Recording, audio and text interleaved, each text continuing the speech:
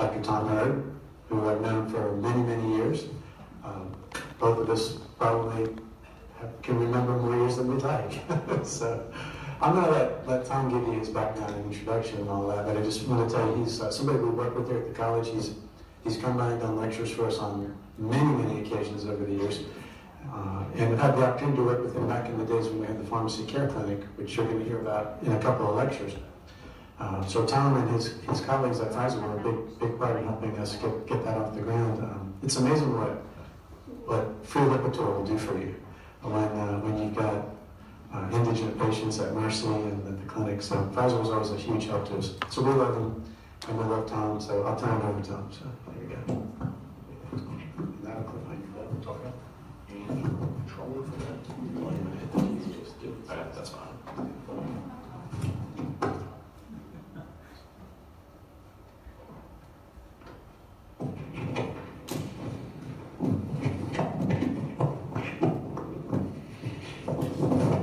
All right. So how y'all doing? Y'all got a test after this class? No? Okay. So, well, good deal. So we gonna beat Alabama? Go Dogs? Yes. Any of y'all going to the SEC championship game? Oh wow. My son wants me to buy him a ticket. It's not happening, but good for y'all. Hopefully we pull it out. It should be a great game, and then we'll pick.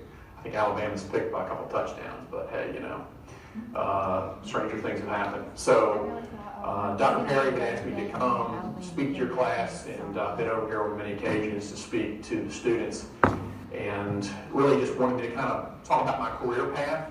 As he mentioned, I do work for Pfizer, medical outcome specialist in the industry. Anybody interested in going to the industry? Couple hands. But this is really not, it's not a Pfizer talk, if you will. This is, Pfizer didn't do the material, so just kind of put that out there as a disclaimer. I'm just really here presenting as a professional to y'all. So I went to UGA, as Matt shared a few years ago, and got out and got into retail. So how many of y'all are doing retail right now? Intern, okay, good for y'all. Anybody doing hospital? Okay. Anybody doing something else? Managed care, long-term care, anything? Okay, good for y'all. So when I got out, they were paying top dollar, $27,000. So y'all make a few more dollars when you get out now. Y'all are all third years, right? I think third years. Okay. So rotation starting May, exciting time. So yeah, so I got out and I went into retail, and actually my wife. Let's see, page down here if I can find it.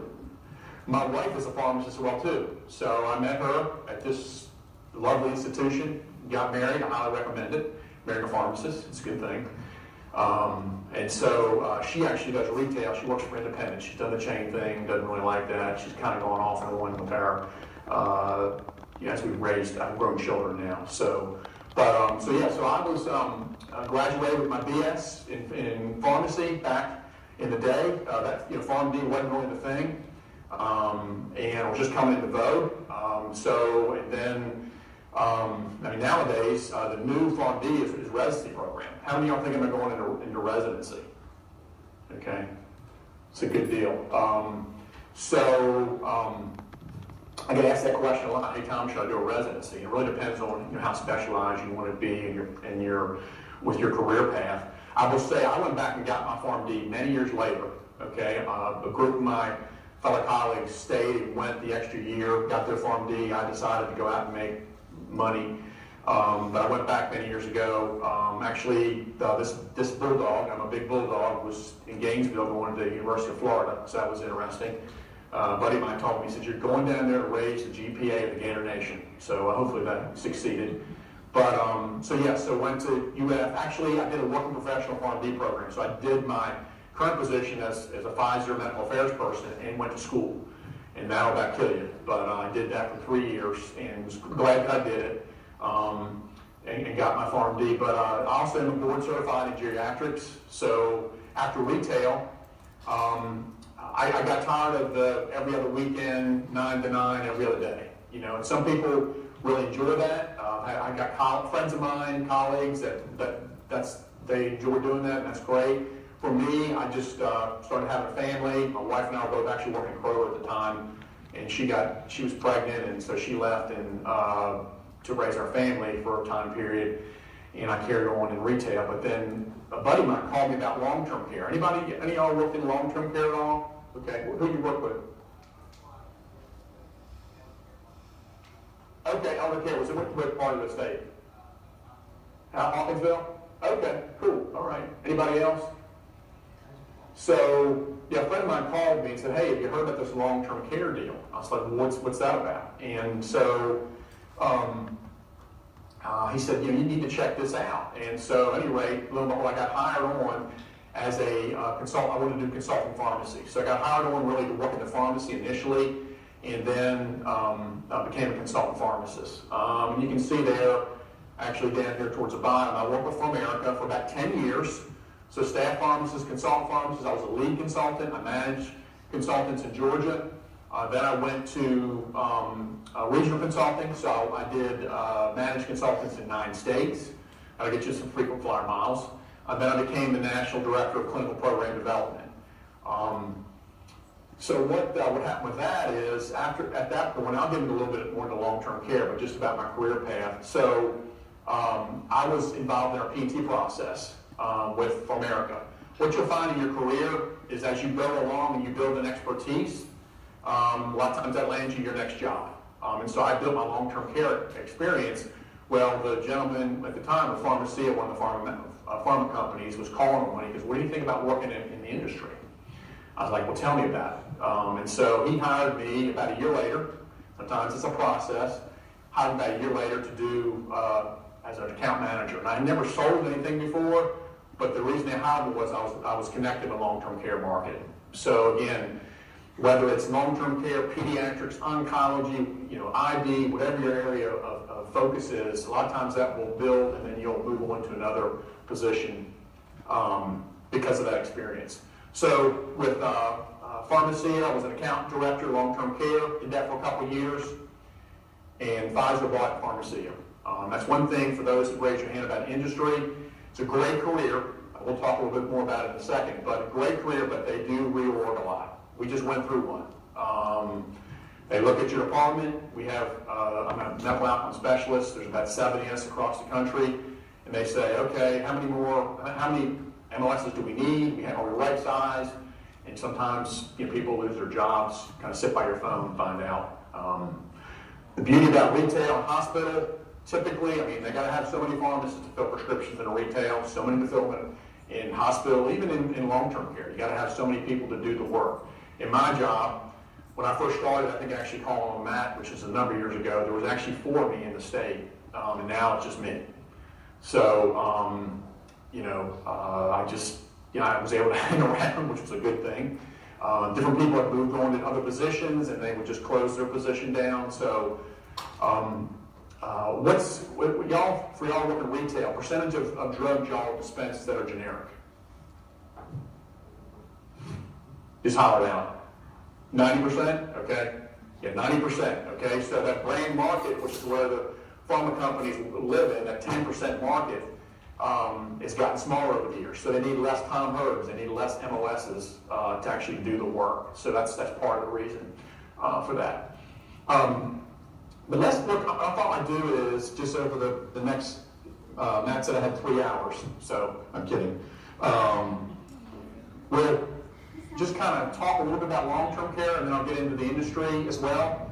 So I've given this lecture before during an organization hour one time, and the students actually gave me these questions. They said, Tom, we want you to come in and to address these questions. So I've always kept those. This was a while back, and just to kind of go, talk about long-term care as a position, because long-term care it's a niche market, as is in managed care. I call on a lot of managed care companies niche market, not as big as hospital, not as big as long-term care, but it's a fun market to be involved in. How did you come into being a consultant pharmacist? I think I kind of shared that as far as jumping from retail. How do you spend most of your working hours? For me, they essentially give you about 10 nursing homes in the state when you start out. I started out, they're pretty much like 2 hours from my house, at least about half of them were. So you got a lot of windshield time. So you're driving all over the state to a nursing home.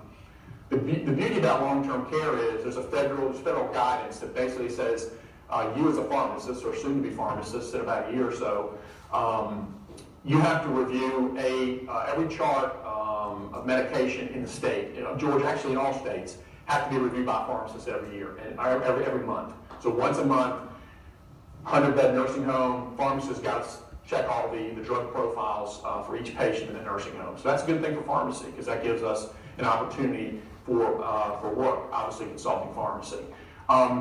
The bulk of your time in the nursing home is really spent at the nurse's station, looking doing drug rating reviews, okay, and then making recommendations to the physician, which I liked, and then also the nursing as well too. And then printing the reports out and then exiting with the director of nursing. What are the pros and cons of being a consultant pharmacist? Flexible hours, independence. Very flexible hours. Nursing home is 2 hours from your house. You may get there at 10. You may leave there, at 5, and you either got to drive home or spend the night. You may be an early bird. You want to get there at 7. You can leave at 3. So really, it's real flexible in doing that. There's no, you don't like punch the clock. The main thing is they want you to get the work done. Typically, a nursing home takes you 2 days. A lot of times you may spend the night if it's far away. But very flexible hours. I coached my kids' soccer teams, their athletic stuff they did, because of the flexibility. I could plan my schedule around how I did my nursing homes. What steps should students take if they want to work in this field? I would say, as a student back here, I mentioned working in Hawkinsville at Elder Care. If you can intern at one of these places, that certainly gives you a leg up. I think out of school, you have to work 2 years before you can sit for the board for the CGP, Certified Geriatric Pharmacist. Another way to kind of set yourself apart in that field. There's local chapter, ASCP, American Society of Consultant Pharmacists, getting involved in a local chapter. University of Georgia used to have a student chapter. I'm not sure how active it is. Getting active in that kind of thing would be one of the ways to actually get in this particular field. I could talk about certifications. Not necessarily required, but if you are board certified in geriatrics, it shows you taking the effort. It'll certainly set you apart. Which companies are hiring? Consulting pharmacy, it's a great job. There's not a lot of attrition type thing. In fact, when I first came over to the pharma or industry world, and I would go back and call them long-term care, a lot of my friends were there. They're still there now, just because they really like the environment, very flexible, for raising a family and working at the same time. Very rewarding career because you're able to interact with physicians, with physician extenders, nursing, to make recommendations. I mean, some of them, tell you to go to med school. It's not all, bowl of cherries, but it's still, for me, it's very rewarding to actually see a patient get better based on a recommendation I made on drug therapy. So I'll pause there and just, any questions around long-term care or that area at all that maybe I haven't answered? Okay. Yes, sir. Do you get a lunch? Yes. Dr. Perry said, do you get a lunch here? Actually, you do. In retail, as you know, it's hard to get a sandwich. In long-term care, you can actually go to lunch if you want. So that's a good thing. I had a guy that I worked with in retail. He was kind of a wiseacre, but he said, he goes, I just want to once, because you come back to the counter and you got 15 people there, and they wonder where you've been, and you're just trying to go to the bathroom. He says, I just like once to say, I just went to the bathroom, I went so fast I forgot to wash my hands. Who's going to help first? But he didn't say that exactly to a customer, but he thought about it. So there you go. So long-term care. So I kind of talked about these, rewarding career. You get to maintain your clinical skills. When I was working retail, at the end of my retail career, I felt like I knew more about what was covered on Blue Cross and Georgia Medicaid and United and Caremark and all those plans than I did my clinical skills. I felt like I was losing my clinical skills. Now there are some independents out there that really help you utilize your clinical skills. My wife works for Lily's over at Johns Creek. They are a very progressive pharmacy. They do transitions of care. They do shots, the whole deal. So there are different models out there, but the chains, unfortunately, sometimes can run you ragged. But with long-term care, good clinical skills, you're able to continue to use those. Flexible schedule. You got to be a self-starter. Again, you're not punching the clock. So they're not sitting at the nursing home waiting for you at 9 o'clock. They're just expecting you to be there, in the morning. Again, but you got to be self-started. You got to be self-motivated to do that. You're going to different buildings. Again, you've got 10 nursing homes, so you're driving all over the state. So if you kind of like the change, going from Dalton to Macon in a week span, then it can be a good thing if you're interested in doing that. Travel is required, as I mentioned. It isn't your home office space. So you're based out of your home, and you drive from there to different facilities. Salary and benefits, I would say they're probably slightly less than retail. Retail, I think you're over 100 right now coming out of school with retail. Probably slightly less than that. It is, again, to me, it's rewarding as a job. It is a niche market, and then Medicare Part D, you're having to deal a lot with that, and some Medicaid, but a lot in D.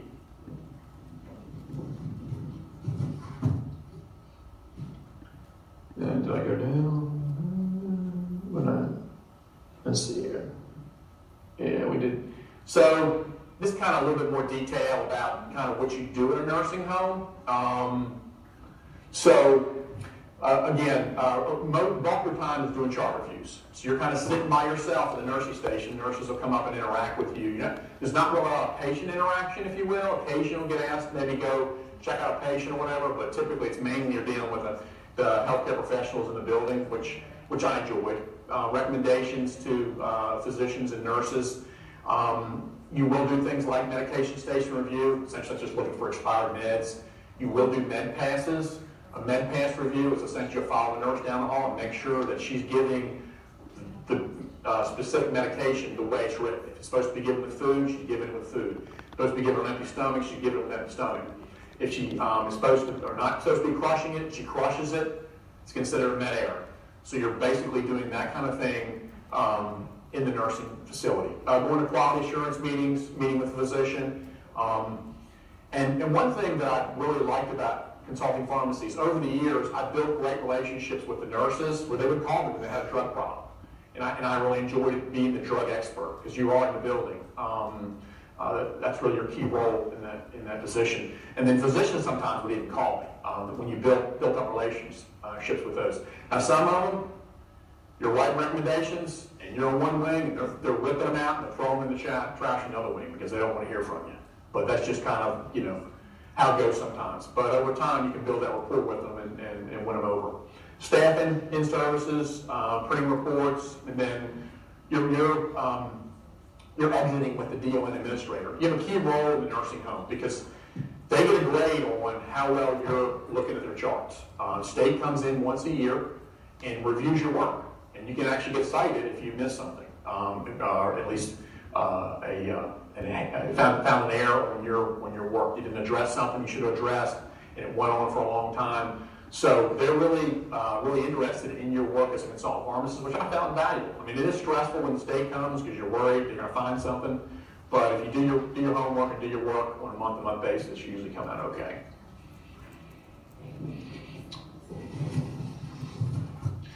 This is kind of talking about drug reviews, which is what I really liked when I was, working in the nursing home. All the different things you're looking at when you're there: medication without a diagnosis, duplicate therapy, medication side effects, drug interactions, renal dosing, all those type things that you're looking at as a consultant pharmacist that really they're paying you to do in the facility. So there's a formulary management piece component with that, but that's really what kind of I enjoyed when I was doing it. Let's talk a little bit about industry, what my current position is. Been with Pfizer 17 years, so we've had probably about 7 or 8 reorgs over the years. They're pretty stressful. They usually come up with some acronym, which they try to make it friendly for the employees, which we never really found friendly, but at any rate, that's the stress part, I guess, of this job. It is an exciting career. I thoroughly enjoyed my career being a medical outcome specialist and medical affairs person with Pfizer. So, have y'all ever heard the term medical science liaison? Y'all know what that is? So medical science liaison, we're kind of a hybrid of that. So we're kind of a cross between a medical science liaison and an HEOR person, okay, health economic outcome and research person. So medical science liaison, typically companies hire you for your therapeutic expertise, and you will have like a region you'll cover, typically it's a couple states, and you'll basically be the therapeutic expert on a particular product. Matt mentioned Lipitor. Obviously it's all patent, but it could be around Lipitor. It could be around Eliquis. It could be around whatever the product is, but you'll be the therapeutic expert on that. And that's kind of what pharma hires you for. For those who raise your hand, they're interested in the industry. A lot of students say to me, hey Tom, how can I get into industry like day one after I graduate? It's hard to do.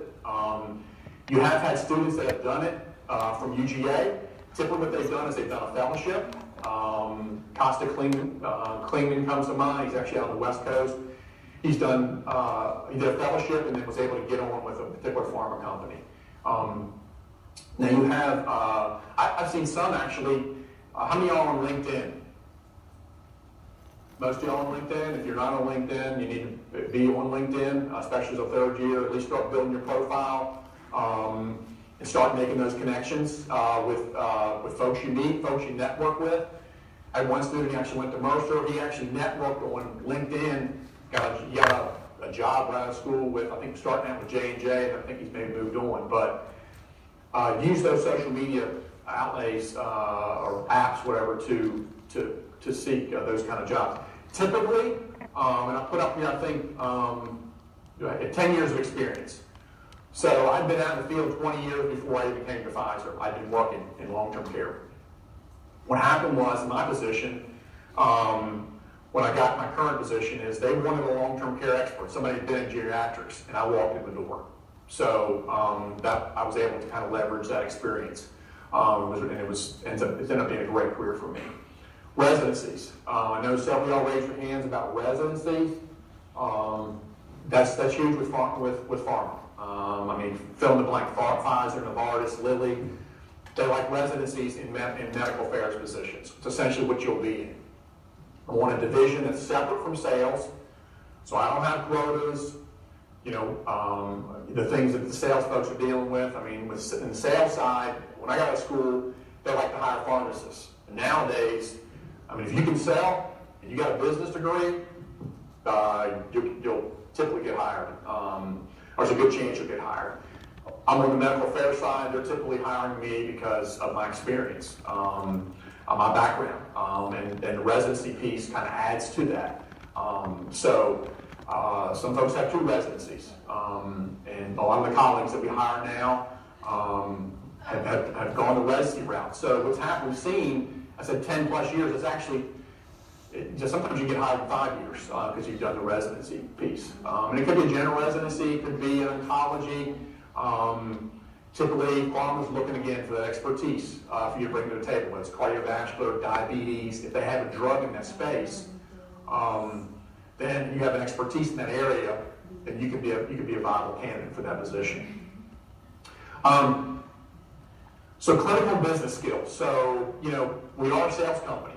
I mean, we're Pfizer sells medications, and so you do have that component of it. Some people struggle with that. Again, I'm not on the sales side, but I do work with account managers. I do work with salespeople, and their one focus is to get our product on formulary, or is to get to for the doctor to write 5 scripts on a particular drug type thing. Where with me, it's a different role.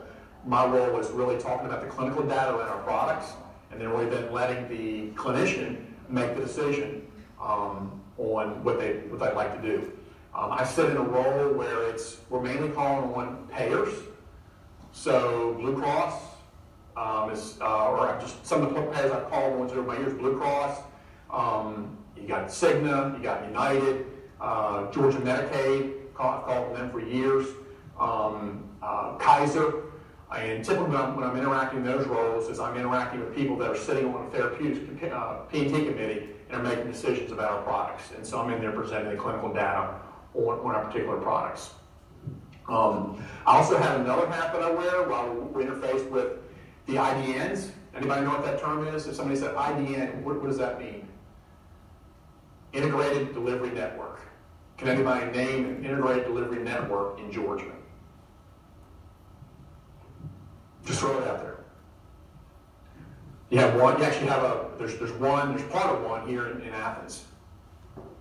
Piedmont, Athens. Piedmont is what's called an IDN, or integrated delivery system or network. Okay, so basically who the big players are, you probably know now, is we got Emory, Wellstar, Piedmont. Harbin is up in the northwest. That's a physician network. You got Northeast Georgia. So those are the IDNs in the state. And of course, they're all over. And we see them merging all the time. But I call on them as well, too. And sometimes I call on the P&T committee members. Sometimes I'll wear a hat of what we call a non-branded hat, or I'll help them with protocol development or actually doing analytics with their specific data. I said, got your fast pace, sometimes long hours. It is, they expect a lot out of you. Like when I leave here, I'm driving to Albany. I've got to meet with some folks over there tomorrow. I know Albany's on the line, so hello Albany. But yes, I'll be over there at Phoebe Putney meeting with some HCPs, some healthcare providers over there. So sometimes overnights are required, but I like the flexibility of it. Travel, well, for me, I cover the state of Georgia, so it's windshield time. As I mentioned, the traditional MSL role, we have multiple states. We have a colleague in our medical affairs team. Our MSL role is called Field Medical Director. And so like we have a Field Medical Director that covers Eliquis and Chantix. He covers part of Georgia, I think part of Florida. Another individual covers part of Georgia and South Carolina. So you kind of see how that MSL, or this Field Medical Director, works. We just hired somebody in that space. And the reason they hired them is they had actually worked in a smoking cessation clinic, I believe also an anticoag clinic. They're covering Chantix and Eliquis. They're a natural fit for a position like that. So that's kind of how it works. And I'm referencing a lot of examples with Pfizer, but Novartis, Lilly, fill in the blank of the company. Flexible hours. So again, it does allow you flexibility to participate in those family type things or things that are important to you outside of work. Because you are working long hours one day, but maybe short the next. It is office-based position. So again, like long-term care, office-based. And the reorgs I mentioned, really just kind of managing change. One of the big areas of focus right now for industry is specialty pharmacy. Have any of y'all worked in specialty pharmacy at all? Got a hand over here. Did you work there locally or did you? Oh, did you? Okay. And just like as an intern or just, okay. So yes, especially pharmacy right now, it's a hot topic. You've got, like we mentioned earlier, 90% brand, 90% generic, 10% brand. In that 10% brand space is a lot of those specialty products. Biosimilars is a hot topic right now, a hot area of growth that we're seeing companies come out with. A lot of the oncology products that they're coming out with. I went to a lecture the other day, CE lecture on asthma, and they've got now biologics in the asthma space. And so I'm sure y'all have learned about these in your schooling. But this is a hot area for pharmacy. So if you want to kind of get into a niche market, specialty pharmacy, there's actually one here, I think in Bogart, but is in the Athens area, PSI. I think one of the professors, was it Von Brian, was he? Yeah, was involved in that. So yeah, so you consider looking at that as you look at career opportunities, career choices, as far as the specialty space. Because if you're trying to leverage into industry and you've got a specialty background, I mean that's huge. Because pharma, they're really heavily investing in there. I mean, there's the drugs. They do cost significant dollars, and so they're looking for folks to kind of understand, stay in that space. I'll pause there. Any questions about industry? Things that I've talked about? What type? Let me ask y'all some questions. So, what type of areas are y'all mainly just want to go retail, hospital? Are y'all looking at some other areas beyond that? Yes, ma'am. Okay. All right. It's very unique. Okay. I'm sorry. Anybody else besides hospital or retail? If you had your, how many folks are undecided where you want to practice? A lot of y'all. It's okay. That'll shape up as you go through your fourth year, because you'll jump from different areas, and that'll kind of shape. And I encourage you when you're doing those rotations, because I hear students, hey, I'm paid to do this, and I'm working for free. I've heard the things. Go in with the right attitude. That could be your employer down the road. Go with an attitude of networking. That your fourth year is just like a built-in. I know you're paying, for your semester, or whatever. It's an excellent opportunity to network with all the 5-week rotations you do with those folks, because they can end up being your employer. So keep the right attitude, and you'll really be. I think you can find some success in that, because when I've worked in those roles, I've had students. I'm looking for, hey, this student may work, and then we have an opening. Hey, call Joni or call whoever about a possible position. So I heard veterinary pharmacy. Anything else that y'all are thinking about that's unique? Yes, ma'am. Okay. Very good. I call on some folks over at Grady that do a lot of that. They've had a couple years already. You want to do residency as well? Okay.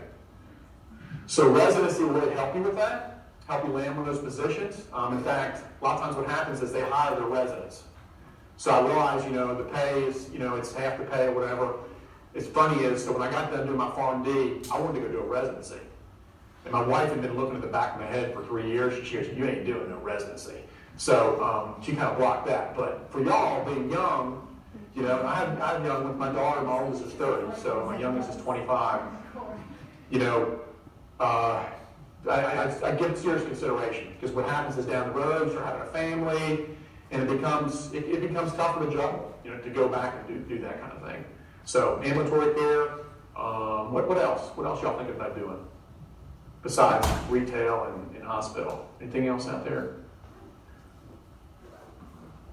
Nobody else? Okay. So that's really, I think that's my last slide. I got this one. So, quote I saw a while back, quote to determine whether you are looking for a job at the highest pay, or one that provides you an experience to which you can build your career. So I encourage you to look at the latter. I went after the top paying retail job out of pharmacy school, so I guess I'm guilty of doing the highest pay thing, but I found over my career that job satisfaction is key. So I can encourage you to look at that as you're going down this trail and graduating soon. It will be a little over a year. What's that? So industry jobs and salaries. So we all pay well. Of all the jobs that I've had, this has probably been the most rewarding financially for me. Pharma, it's a sales company. They pay for performance. If you perform well, again, we're not, medical affairs are not on the quotas, but they're paying you for your expertise. They're paying you, you got a PharmD and 2 residencies, and you worked in an oncology clinic for 5 years, that's what they're paying you for. Because when you sit down in front of the oncologist pharmacist over at Emory, and maybe you didn't work with that person before, you bring credibility type thing. If you've been in an ambulatory clinic in diabetes, and you've done the residency thing, and you've gone out and you've run that, and you go to a company that has a diabetes drug, and you can go out and talk about it. You've actually used the drug in your practice. There's a lot of value in that. So the salaries typically are, I'd say somewhat higher as far as the different books of business. Now, again, you've got to, build that. They're not going to hire you typically straight out of school. So you're usually going to have to work, 5-10 years in order to get that industry job, because you're building that experience. So, yeah, a good question. So that's really the close. Any questions y'all have about what I've talked about or just pharmacy in general?